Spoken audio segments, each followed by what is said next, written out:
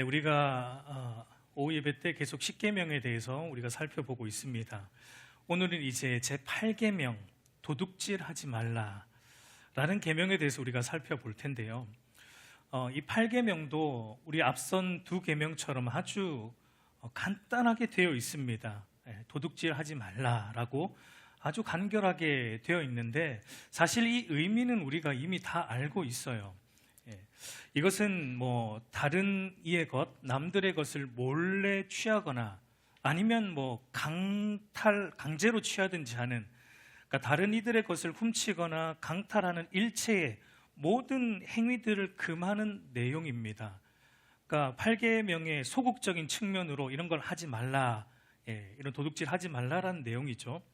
근데 여러분, 우리가 계속 보고 있지만 모든 10계명은 이렇게 하지 말라라는 소극적인 측면만 있는 게 아니라 또 그것을 방지하기 위해서 우리가 적극적으로 이렇게 해야 된다라는 적극적인 측면도 있는 것을 계속 보고 있습니다. 우리 살인하지 말라는 6계명도 우리가 보았듯이 우리가 사람을 실제로 죽이는 행위만 살인이 아니라 마음으로 미워만 해도 살인이었고, 그리고 또 어디까지 갑니까? 하나님의 말씀은 또한 우리가 다른 사람의 생명을 소중히 여기지 않고 소중히 여김으로 보호하기 위해 우리가 아무런 노력과 어떤 조치를 취하지 않는 것도 성경은 살인죄에 해당한다고까지 우리에게 말해주고 있었어요. 그래서 이 살인하지 말라라는 계명을 우리가 온전히 지키려면 소극적으로는 사람을 상하게 하는 일체 행위를 하지 않아야 되고, 그리고 또 우리 마음으로도 어떤 사람을 인격적으로 모독하는, 미워하는 마음을 품어서도 안 되고, 근데 여러분, 성경은 그것으로도 충분하지 않다. 더 나아가서 적극적으로 다른 이들의 생명을 보호하기 위해서 내가 할 수 있는 한에서 최선의 노력을 다해 다른 이들의 생명을 보호하는 데 우리의 노력과 에너지를 쏟아야 된다. 그렇게 하지 않으면 그것도 살인죄다라는 것을 우리가 보았습니다. 여러분, 간음하지 말라라는 7계명도 마찬가지였죠. 우리가 육체적인 성관계를 맺는 것만이 간음이 아니라 마음으로, 눈으로 보기만 해도 마음으로 음욕을 품는 것도 간음이었고, 그리고 또한 다른 이들의 순결과 거룩을 보호하기 위해서 우리가 아무런 노력도 취하지 않고 조치를 취하지 않는 것도 성경은 간음죄로 본다라는 거예요. 그래서 소극적으로는 우리가 결혼한 자든 결혼하지 않은 자든 하나님이 허락하신 테두리가 무엇이었죠? 결혼이라는 테두리 안에서만 그것을 제외한 모든 성적 행위를 금해야 함과 동시에 우리의 눈으로도 마음으로도 더러운 것을 보지 않는, 음욕을 품지 않아야 되고, 또 그것으로도 충분하지 않고 적극적으로 우리가 다른 이들의 순결과 거룩을 지켜주기 위해서도 우리의 시간을 들이고 우리의 물질을 들이고 우리의 노력을 들여서 다른 이들의 거룩과 순결까지 우리가 지켜줘야 된다라는 게 성경이 말한 내용입니다. 여러분, 도둑질하지 말라는 오늘 8계명도 사실은 마찬가지예요. 다른 사람들에게 속한 것들을 몰래 훔치거나 강제로 빼앗는 일체의 행동들만이 도둑질이 아니라 우리가 마음으로 다른 이들의 것을 탐내거나 내게 있는 것, 하나님이 내게 주신 것에 만족하지 못하고 더 욕심을 부리는 것도 성경은 도둑질이라고 봅니다. 그리고 또한 더 나아가서 내 것이 소중하면 여러분, 또 다른 사람들 것도 소중한 거죠. 그러니까 그런 마음으로 다른 이들의 소유도 우리가 지켜주기 위해서 우리가 노력을 해야 되고 조치를 취해야 되는데, 그렇게 하지 않는 것도 성경은 도둑질로 본다라는 거예요. 굉장히 힘들죠, 여러분. 하나님의 말씀이 쉽지가 않죠. 그래서 우리가 소극적으로는 다른 타인들의 물건을 훔치거나 강제로 뺏는 일체 행동을 금해야 되고, 동시에 또 많은 것을 가지기 위한 과도한 욕심을 우리가 부려서도 안 되고, 그것으로 또 충분하지 않고 다른 이들의 소유도 적극적으로 지켜주기 위해서 내가 노력을 해야 된다라는 것을 성경은 우리에게 말해요. 그래서 여러분, 제가 누누이 말씀드리지만 우리 기독교만큼 높은 도덕성을 가진 종교와 신앙은 없어요. 여러분, 역사를 공부해 보면은 기독교 신앙이 바르게 작동되었던 나라와 시대는 전부 부강했어요. 그 사회가 안정됐던 것을 볼 수 있습니다. 그 이유는 기독교 신앙 때문입니다. 기독교 신앙이 여러분 그 사회 속에 바르게 들어가면 그 사회의 최고의 가치는 거룩이 되고 정직이 되고 성실이 되고 사랑이 되고 섬김이 되기 때문에, 왜냐하면 저와 여러분을 구원하신 하나님이 그런 분이세요.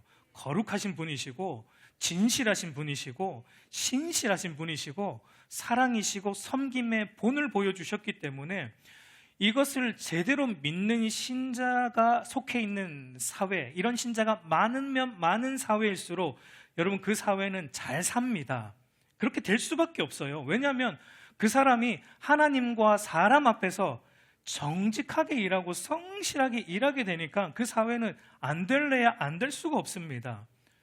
거기에다가 그 사람은 또 어떻게 삽니까? 자기만을 위해서 돈 벌지 않아요.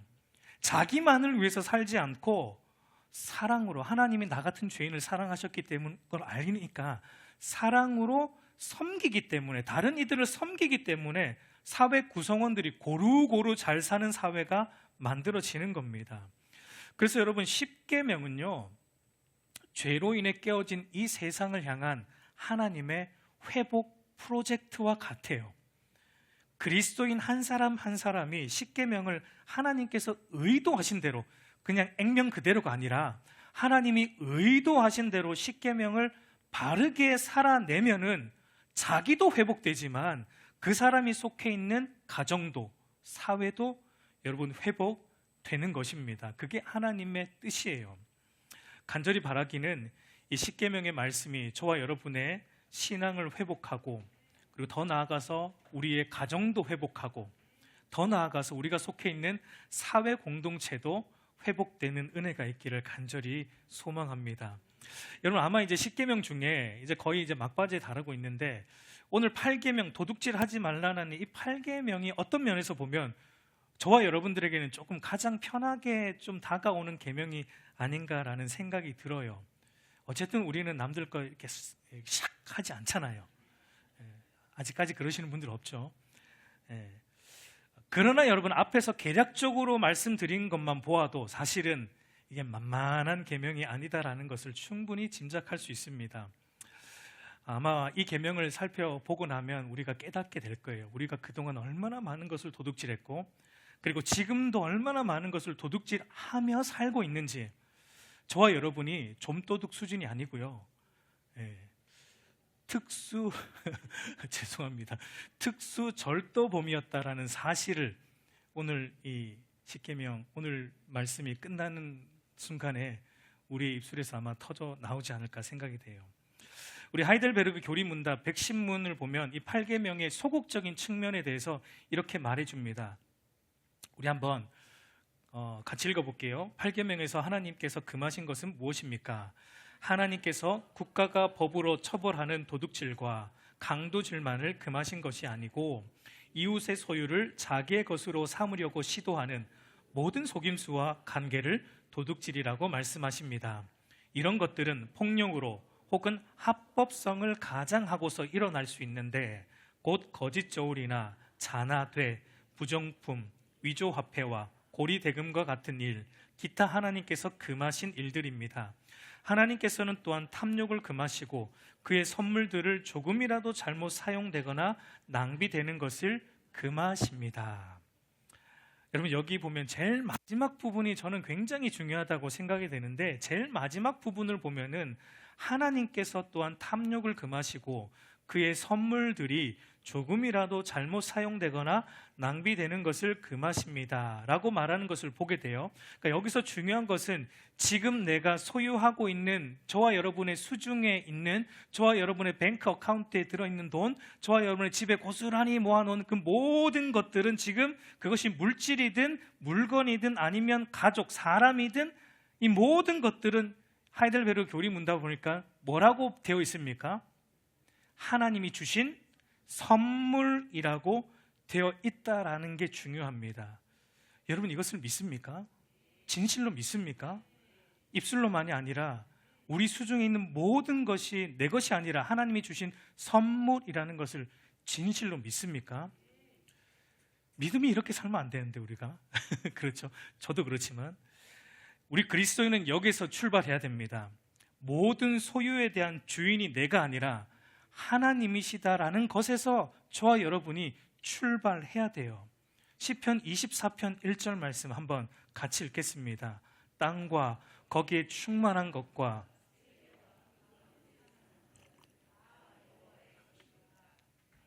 다 누구의 것이라고요? 다 여호와의 것이로다라고 말합니다. 땅과 거기에 충만한 것과 세계와 그 가운데 있는 사람들까지도 다 여호와의 것이로다라고 말합니다. 여러분, 여기에서 저와 여러분의 신앙과 삶이 출발해야 돼요. 모든 것은 하나님의 선물입니다. 여러분, 많고 적음의 기준이 모호하지만 어쨌든 우리 중에는 여러분 많은 것을 가진 자들도 있을 것이고, 우리 중에는 아마 엄청난 부자도 있을 것이고, 없습니까? 앞으로 되기를 바라요.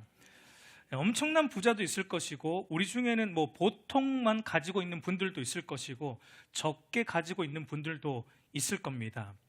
여러분, 사무엘상 2장 7절에서 말하듯이 하나님은 어떤 사람에게는 부하게도 하시고요, 또 하나님은 어떤 사람을 가난하게도 적게 주시기도 하고, 어떤 사람이 많이 주시기도 하고, 어떤 사람에게는 보통을 주시기도 합니다. 그건 하나님의 주권이에요.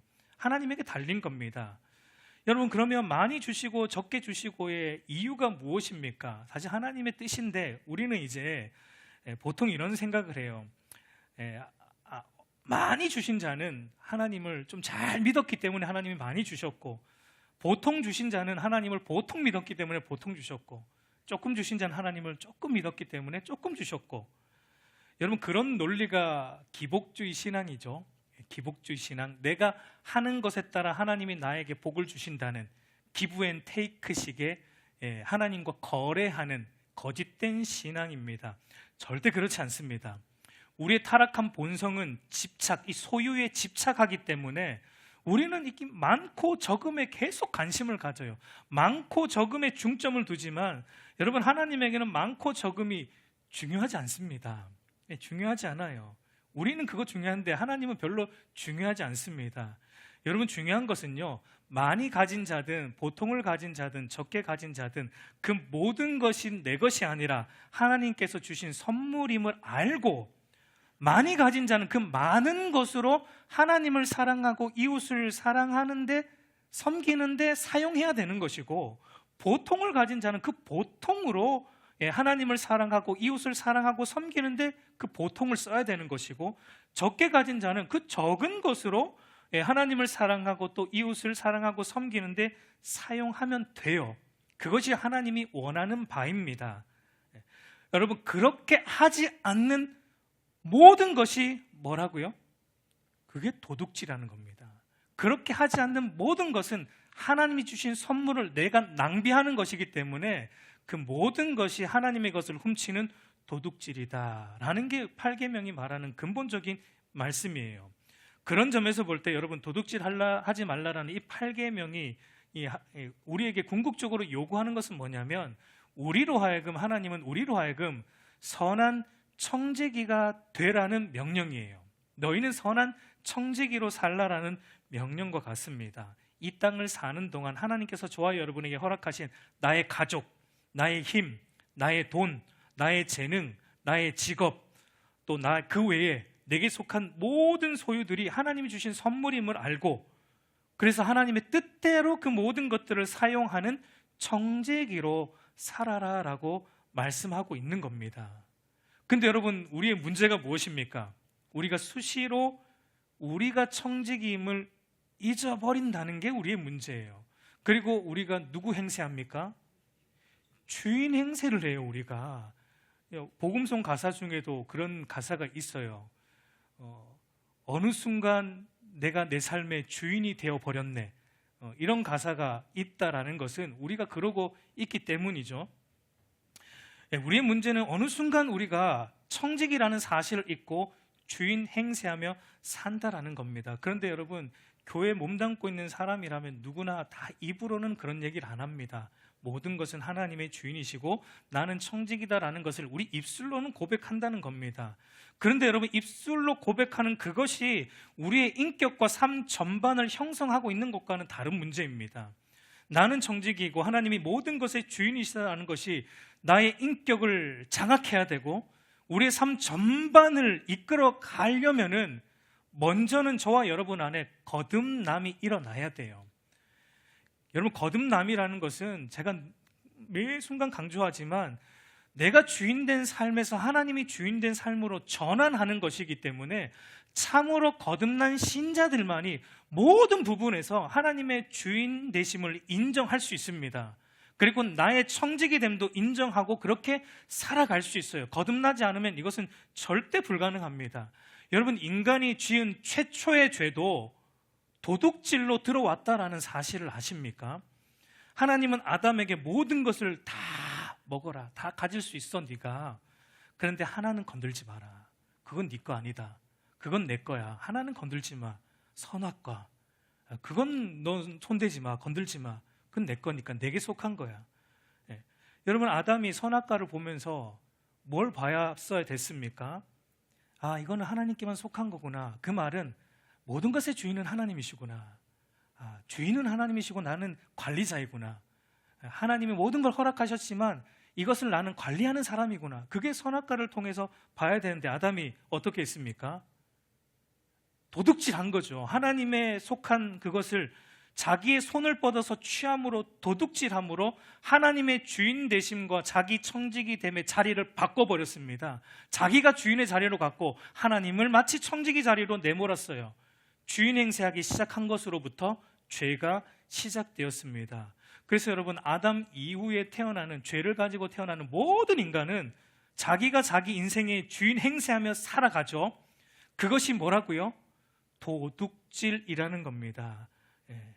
인간은 창조주 하나님으로부터 하나님께 속한 나, 하나님께 속해 있는 나를 도둑질했습니다. 그래서 내가 내 인생의 주인이 되어 살아가고 있는 거예요.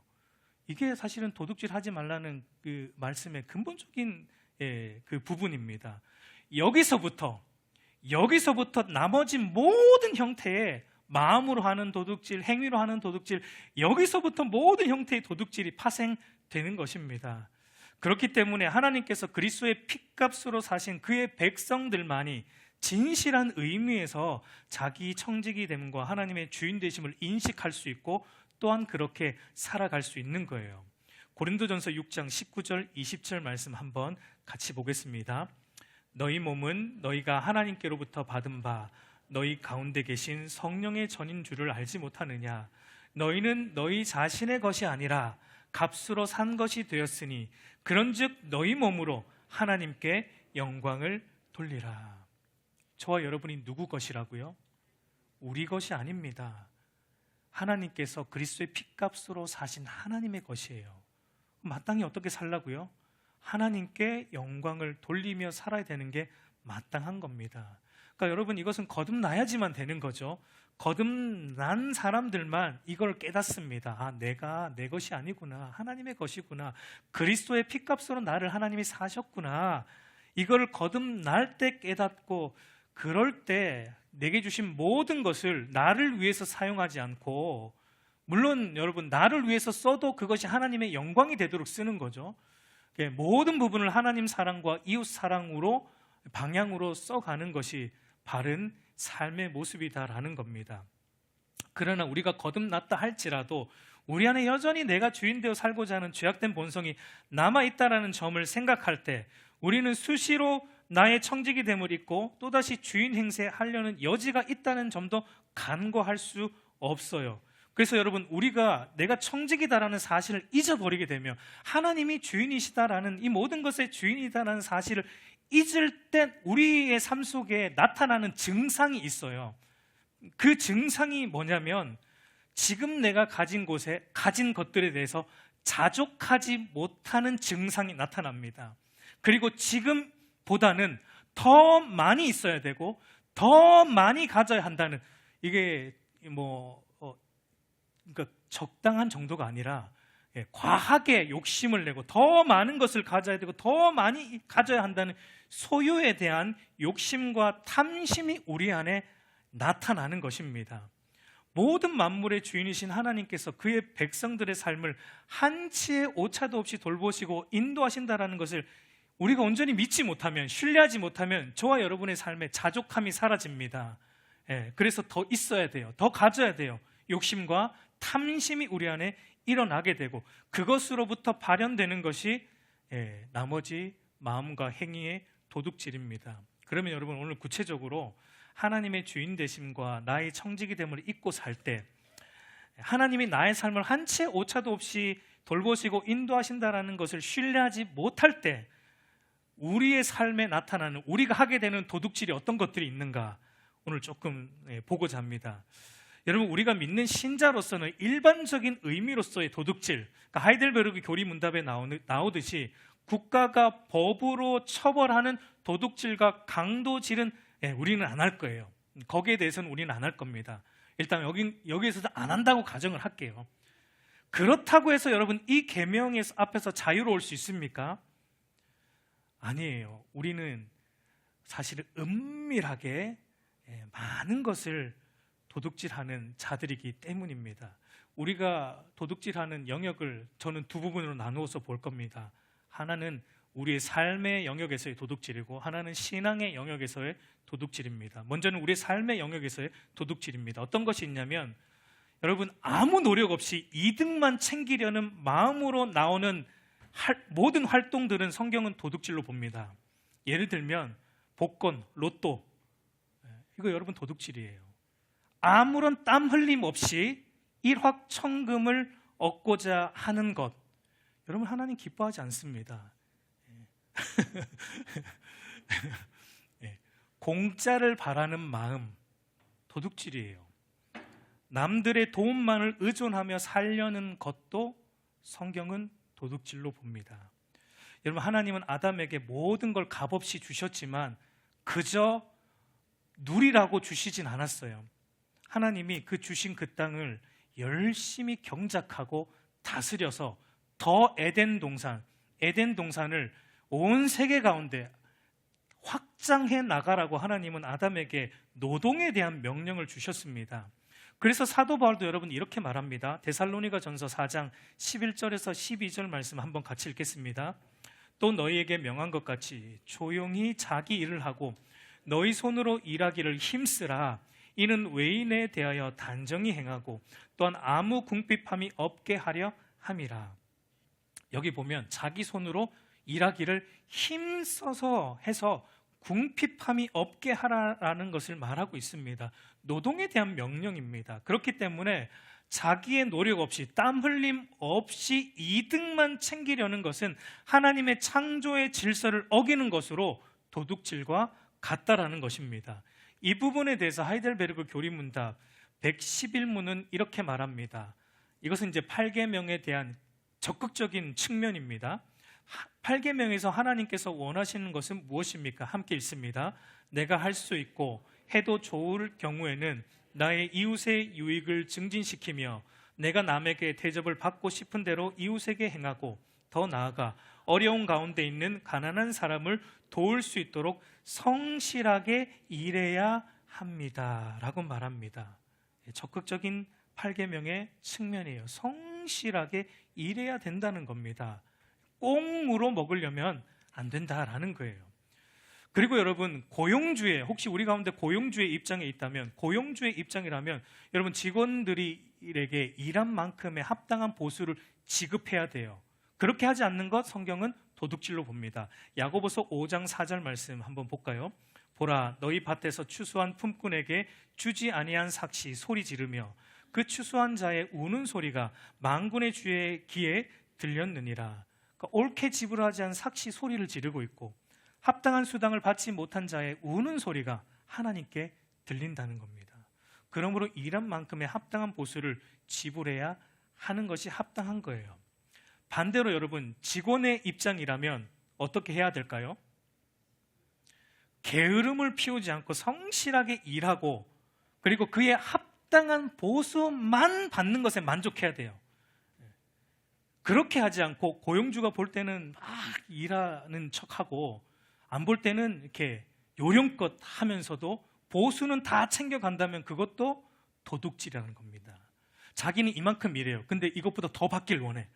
그것도 도둑질이라는 겁니다. 골로새서 3장 22절 23절 말씀 보면 종들아 모든 일에 육신의 상전들에게 순종하되 사람을 기쁘게 하는 자와 같이 눈가림만 하지 말고 오직 주를 두려워하여 성실한 마음으로 하라. 무슨 일을 하든지 마음을 다하여 주께 하듯 하고 사람에게 하듯 하지 말라. 그러니까 여러분 직장에서의 게으름은 도둑질이다라고 성경은 말하고 있는 겁니다. 그래서 여러분 제가 누누이 말하지만 예수 잘 믿는 사람들을 둔 직장은 복받은 직장인 거예요. 왜냐하면 하나님 앞에서 일하니까 얼마나 열심히 일하겠어요. 요령 안 피웁니다. 그런 사람들은 최선으로 일하기 때문에, 그리고 일한 만큼만 받아가려고 하니까 그 회사는 복받은 회사 아닙니까? 그리고 여러분 장사하는 사람들의 경우 속여서 팔려고 하는, 속여서 더 많은 이득을 얻고자 하는 것 도둑질이다라고 성경은 말합니다. 잠언 11장 1절 속이는 저울은 여호와께서 미워하시나 공평한 추는 그가 기뻐하시느니라. 호세아 12장 7절에도 보면 그는 상인이라 손에 거짓 저울을 가지고 속이기를 좋아하는도다. 여러분 과거에는 이제 저울에 무게를 달아서 값을 매겼잖아요. 그러니까 상인들이, 일부 나쁜 상인들이 물건의 무게가 원래 무게보다 더 나오게 하려고 저울의 기본값을 속인다든지 저울 추를 바꿔치기 한다든지 이런 것으로 속여서 더 많은 이득을 얻으려고 했어요. 도둑질이다라는 거예요. 오늘날로 말하면 어떻게 바꿀 수 있을까요? 홈쇼핑에서 여러분 물건을 더 잘 팔리기 위해 어떻게 합니까? 원래 물건의 성능보다 더 어떻게 광고를 해요? 과대하게 마치 이거 없으면 우리가 망할 것처럼, 이거 없으면 우리 집이 마치 안 좋은 집인 것처럼 안 사고 못 배기게 과대 광고하는 것 도둑질이라는 겁니다. 그것도 일종의 도둑질과 같다라는 거예요. 자동차 정비소에서 여러분 일부의 나쁜, 다는 안 그렇지만 일부 나쁜 분들이 차를 잘 모르는 사람이 오면 일부러 교체 안 해도 되는 것 교체하라고 해가지고 이렇게 속여서 이득을 얻는 것 도둑질이라는 거예요. 그러니까 이와 같이 속여서 더 많은 이득을 얻고자 하는 모든 행위가 다 하나님 앞에서 도둑질이다라는 거예요. 또 어떤 것들이 있냐면 여러분 논문 표절, 이것도 도둑질이에요. 우리 한국은 이게 그렇게 심하지 않은데 미국 같은 경우는 이게 사실은 심각한 범죄로 봅니다. 제가 이제 미국에서 대학원 다닐 때 첫 학기에 들었던 수업 중에 하나가 수업 이름이 뭐냐면 Theological Research Paper였어요. 그러니까 쉽게 말하면 이 학교가 요구하는 레포트 규정, 논문 규정과 논문 형식을 가르쳐주는 수업인데 그 수업 때 교수가 굉장히 강조했던 게 뭐냐면 3번 표절 심의에 걸리면 학교에서 제약당한다라는 거였어요. 3번만 걸려라 학교에서 쫓아낸다 이거였어요.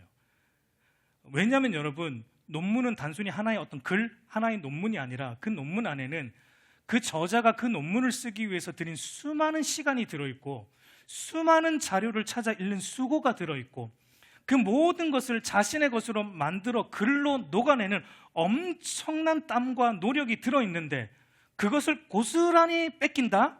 그 사람의 지식과 그 사람의 수고와 땀을 도둑질하는 것이기 때문입니다. 여러분 목회자에게는 설교 표절에 대한 유혹이 있습니다. 어떤 목사의 설교를 그대로 뺏긴 것도 도둑질이에요. 여러분 제대로 된 설교를 하려면 사실은 굉장히 힘들어요. 목사님들마다 다르겠지만 저처럼 부족한 사람도 설교 한 편 준비하는데 최소 25에서 30시간 이상이 걸립니다. 굉장히 힘듭니다. 그런 수고가 여간 힘든 게 아니기 때문에 일부 목사들, 다는 아닌데 아주 일부의 목사님들은 남들이 한 설교를 그대로 카피하는 경우들이 종종 있는 것을 보게 돼요. 그것도 명백한 도둑질이다라고 말합니다. 그리고 또한 여러분 온라인 저작권 침해, 음악이나 영화나 소프트웨어 불법으로 다운받는 것도 도둑질이에요. 그러니까 제가 십계명 강해를 여러분 준비하면서 참고하는 책 중에 하나가 케빈 드영 목사님이 쓰신 마음에 새겨야 할 하나님의 명령 십계명이라는 책을 이제 보니까 요 계명을 설명하는 가운데 이런 내용이 있습니다. 10년 전에 가장 많이 불법으로 유통된 영화가 패션 오브 크라이스트였다. 뭔가 잘못되어도 단단히 잘못되었다. 그렇게 이제 책에 이렇게 그대로 나와 있어요. 그러니까 그 책은 2016년도에 쓰여진 책이기 때문에 그때로부터 10년 전입니다. 여러분, 이 영화를 누가 대부분 보았을까요? 그리스도인들이겠죠. 그러니까 잘못되어도 뭔가 단단히 잘못되었다라고 말하고 있는 거죠. 근데 그 내용이 있는데 저도 사실은 찔렸습니다.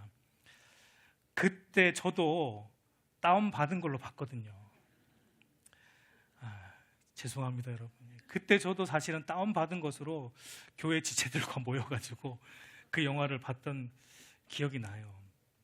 사실 여러분, 이런 것들이 우리가 아무렇지도 않게 그냥 무덤덤하게 이용하지만 엄밀하게 말하면 다른 사람들의 그 영화를 만든 사람의 수고와 물질과 노력을 강탈하는 도둑질이다라고 성경은 우리에게 말하고 있어요. 이 외에도 수없이 많습니다. 그런데 우리의 삶의 영역은 이 정도만 다루고, 다음으로 우리 신앙의 영역에 우리가 도둑질하는 것들이 또 어떤 것들이 있는가 몇 가지만 살펴보겠습니다.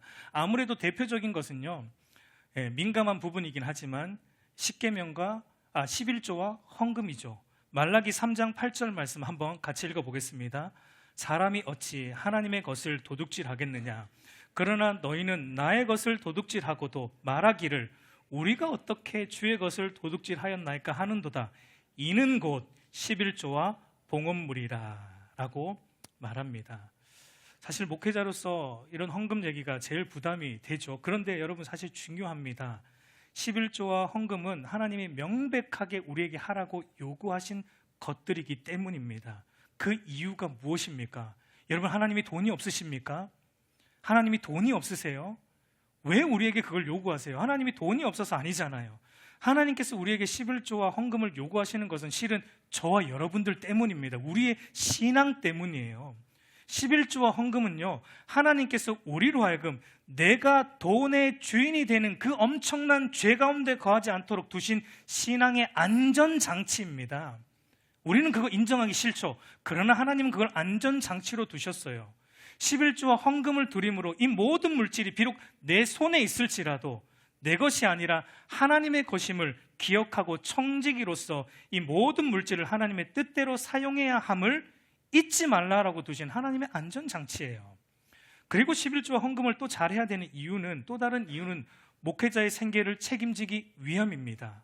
왜냐하면 여러분, 그것도 하나님의 방법이에요. 하나님께서 택하여 부르신 목회자를 교회에 세워서 목회자의 신실한 말씀 사역으로 교회를 다스리고 성도를 양육하도록 하나님이 그렇게 제정하셨기 때문이에요. 그러니까 여러분, 성도들은 담임 목회자가 생계에 대한 걱정 때문에 말씀과 기도에 전무하지 못한 일이 없도록 여러분이 생계를 책임져 주어야 되는 것이 마땅한 것입니다. 그 방법이 충실한 11조와 헌금 생활이에요. 여러분에게 뭐 다 거들한 얘기가 아니라 그 방법이 충실한 11조와 헌금 생활이라는 것입니다. 여러분, 만약 목회자가 생계에 대한 걱정 때문에 말씀과 기도에 전무하지 못하게 되면 그로 인해서 손해보는 사람은 결국 성도들 자신이에요. 말씀과 기도의 전무함으로 인해 잘 준비된 말씀이 선포되어야 되는데, 목회자가 이런저런 걱정과 다른 일에 바쁘게 막 돌아다니다가 막 일주일 내내 돌아다니다가 이제 금요일 이제 저녁부터 이제 설교 준비, 주일 설교 준비 하다가 잘 준비가 안 된 채 올라가서 그런 설교가 선포되면 누가 손해 봅니까? 물론 목회자도 손해지만 결국은 성도들에게 그 손해가 돌아가기 때문입니다. 그러므로 여러분, 11조와 헌금 생활은 온전하게 해야 되고, 하지 않는 것은 결국은 하나님의 것과 교회를 향한 하나님의 일하심을 도둑질하는 것입니다. 여러분, 이것만 아니죠. 온전한 주일 성수와 예배 생활을 하지 않는 것도 하나님의 것을 도둑질하는 거예요. 여러분, 안식일을 기억하여 거룩히 지키라는 4계명 다룰 때 말씀드렸지만, 안식이라는 단어의 의미가 무엇이었습니까? 안식, 히브리어로 샤바트라는 이 말의 의미는 멈추다라는 의미였죠. 그러니까 주일을 성수한다, 주일을 온전히 지킨다라는 것은 내 수고와 내 노력과 내 힘으로 살아가는 모든 활동을 멈추고, 누구를? 나를 창조하셨고 나를 구속하신 하나님의 힘으로 살아간다는 것을 인정함으로 하나님 안에서 만족하는 것이 주일 성수입니다. 그러므로 온전한 주일 성수와 예배 생활을 하지 않는 것도 누구를 무시하는 거예요? 창조주 하나님을 무시하는 것이고, 구속주 하나님을 무시하는 하나님의 평판에 대한 도둑질입니다. 그것도. 그리고 여러분, 하나님께서 주신 직분을 소홀히 하는 것 도둑질이에요.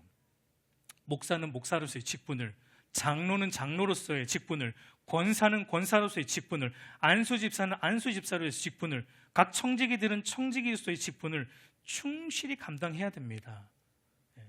그렇게 해야 되는 거예요. 그러려면 여러분, 직분이 무엇인지 바르게 알아야 되겠죠. 다음 주부터 시작됩니다.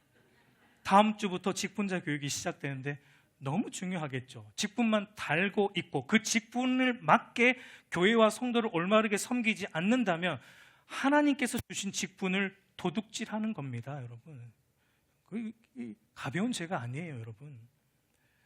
또 어떤 것들이 있을까요? 기도하지 않는 것, 그것도 도둑질이고, 내가 가진 재능과 힘과 주님 힘으로 주님과 주님이 주신 이 몸된 교회를 바르게 섬기지 않는 것도 다 하나님 주신 재능과 힘을 도둑질하는 겁니다. 그러니까 여러분, 이 모든 걸 종합해 보면 우리에게 있는 모든 것들, 그러니까 나의 몸, 나의 건강, 나의 가족, 나의 돈, 나의 시간, 나의 직업, 나의 재능, 교회 안에서 행하는 신앙의 모든 부분들을 하나님의 뜻대로 하나님과 이웃을 바르게 사랑하고 바르게 섬기는 일에 사용되지 않고 그저 내가 하고 싶은 대로, 나만을 위해서 내가 하고 싶은 대로 살아가는 것, 사용하는 것 다 하나님의 것에 대한 도둑질이다라고 성경이 말하고 있는 것입니다.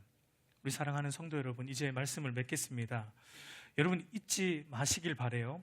저와 여러분의 수중에 있는 것만이 아니라 이 세상에 존재하는 모든 것들은 다 하나님의 것입니다. 여러분, 이걸 늘 기억하십시오. 그리고 우리는 그분의 것을 관리하는 청지기에 불과합니다. 제발 주인 행세 여러분 그만 내시기 바랍니다. 우리는 청지기들이에요. 마지막 날, 제가 아무리 이렇게 얘기해도 또 주인 행세하실 분들은 하시겠지만, 그러나 여러분 기억하십시오. 마지막 날 하나님께서 우리에게 맡기신 이 모든 것들을 하나님께서 결산하실 겁니다. 저는 제가 결산할 건 아니에요. 하나님이 결산하실 거예요.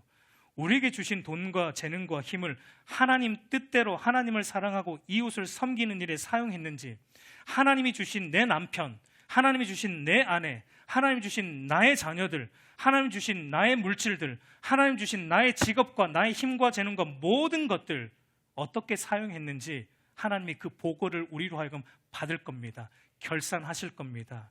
여러분, 그때 저와 여러분은 하나님으로부터 잘하였도다, 착하고 충성된 종아, 내가 맡겨진 직분에 충성하였으니 내 주인의 즐거움에 참여할지어다라는 여러분, 이런 소리를 듣기를 간절히 소망합니다. 여러분, 십계명을 보면서 부담이 막 오는 표정으로 다 앉아 계시니까. 그러나 여러분, 다시 한번 말씀드립니다. 하나님이 우리의 회복을 위해 주신 계명이에요. 우리의 행복을 위해 주신 계명이에요. 부담 주기 위해 주신 계명이 아닙니다. 십계명은 하나님이 우리를 행복하게 하려고 주셨고 우리를 회복하려고 주셨다라는 거 기억하십시오. 그러므로 여러분, 십계명이 말하는 대로 여러분의 삶을 들여보세요. 한번 들여보세요. 우리의 삶이 어떻게 변하는지. 그러고 나중에 얘기하자고요. 우리의 삶이 어떻게 하나님이 다루어 가시고 변화시키시고 어떻게 우리의 삶을 유익하게 인도하시는지 해보고 여러분 한번 보세요. 하지 않고 이미 지레지레 부담만 가지고 그렇게 하지 않는 게 아니라 순종해 보십시오. 하나님이 우리의 삶을 어떻게 인도해 가시나. 저는 여러분 확신합니다. 순종하면 하나님이 하나님의 회복 프로젝트를 가동하실 것이고 저와 여러분의 삶을 풍성하게 인도하실 것입니다. 그 은혜가 저와 여러분에게 있기를 간절히 축복합니다.